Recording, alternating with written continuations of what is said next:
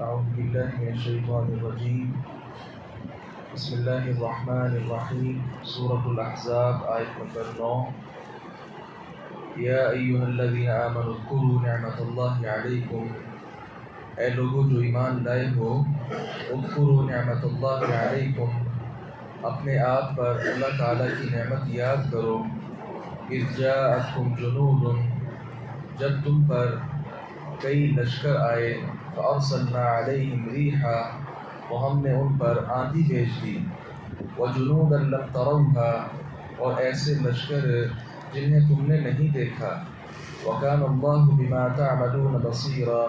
اور اللہ تعالیٰ جو کچھ تم کر رہے ہو اسے خوب دیکھنے والا تھا۔ اس سورہ مبارکہ کے آغاز میں ہم پڑھ چکے ہیں کہ اللہ رب العزت نے رسول مکرم صلی اللہ علیہ وسلم کو تقوی اور خوف کا حکم دیا،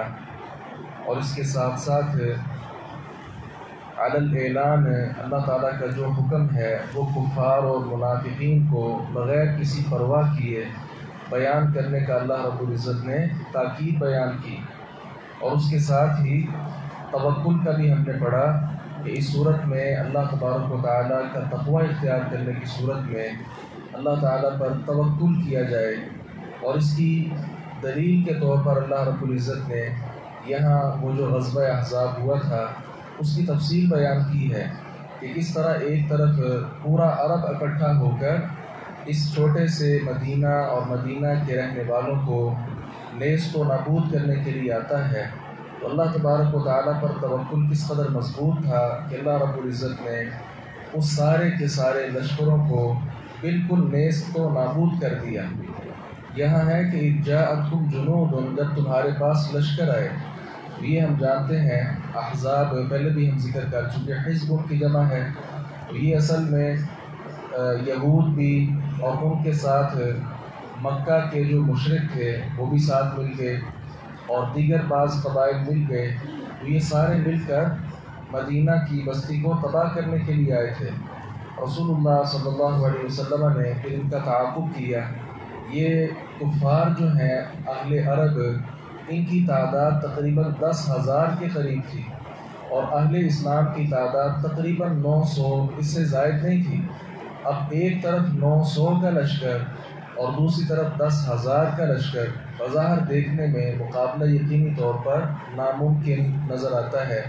لیکن اللہ سبحانہ و تعالیٰ نے توکل کا درس دیتے ہوئے فرمایا کہ اس وقت کو بھی یاد کرو جب ہم نے تمہاری مدد کی تھی، ہم نے تمہارے اوپر ایک ہوا بھیجی۔ وہ ہوا کیا تھی؟ جس کے ساتھ ان لوگوں کے سارے جو خیمے تھے وہ بالکل اکھڑ گئے، اور کس طرح وہ لوگ، عبداللہ ابن عباس رضی اللہ عنہما بیان کرتے ہیں رسول اللہ صلی اللہ علیہ وسلم نے فرمایا نصرت بالصبا، مجھے صبا کے ساتھ میری مدد کی گئی ہے۔ صبا مشرق سے چلنے والی جو ہوا ہے،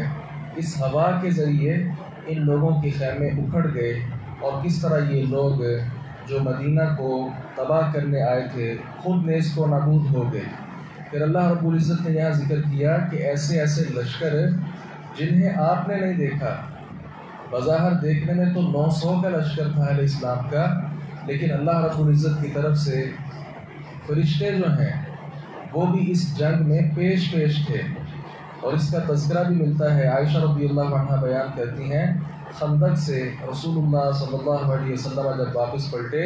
تو آپ نے اسلحہ وغیرہ اتار لیا، غسل فرمایا، اتنے میں جبریل علیہ السلام آئے اور کہنے لگے قد وضعت السلاح، آپ نے تو اسلحہ اتار لیا ہے، واللہ ما وضعناہ، اللہ کی قسم ہے ہم نے تو اسلحہ ابھی تک نہیں اتارا،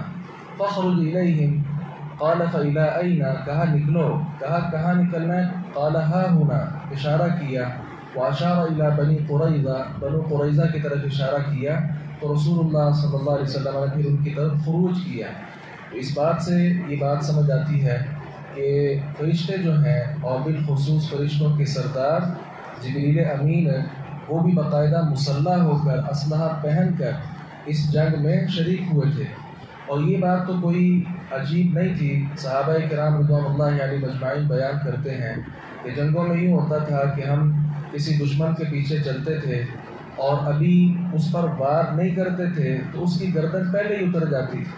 تو رسول اللہ صلی اللہ علیہ وسلم نے ذکر کیا تھا کہ اللہ رب العزت کی طرف سے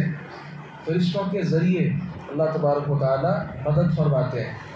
تو یہ اللہ تعالیٰ پر توکل اور اس کا ایک چھوٹا سا اللہ رب العزت نے ایک مظہر جو ہے اس کی طرف اشارہ کیا تھا. یہ کیسی جنگ تھی اتنی شاندار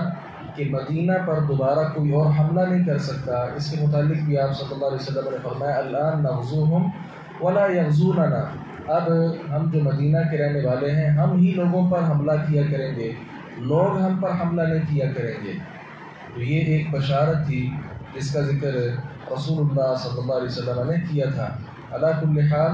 اس بات سے ہمارے لیے بھی کئی سبق ہیں، جس میں سے ایک سبق یہ ہے کہ زندگی کے بسا اوقات حالات ایسے ہوتے ہیں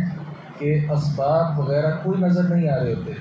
اس صورت میں انسان کو چاہیے کہ وہ حقیقی طور پر اللہ رب العزت پر توکل کرے اور سارا کچھ ہی اللہ کے سپرد کر دے. جب سارا کچھ انسان اللہ کے سپرد کر دے گا تو اللہ تبارک و تعالیٰ وہاں سے انسان کی مدد کرتا ہے کہ انسان کے وہم و شعور میں بھی نہیں ہوتا. اللہ تعالیٰ سے دعا ہے باری تعالیٰ حق بات کو سمجھنے اور اس پر عمل پیرا ہونے کی توفیق عطا فرمائے. وآخر دعوانا الحمد للہ رب العالمین.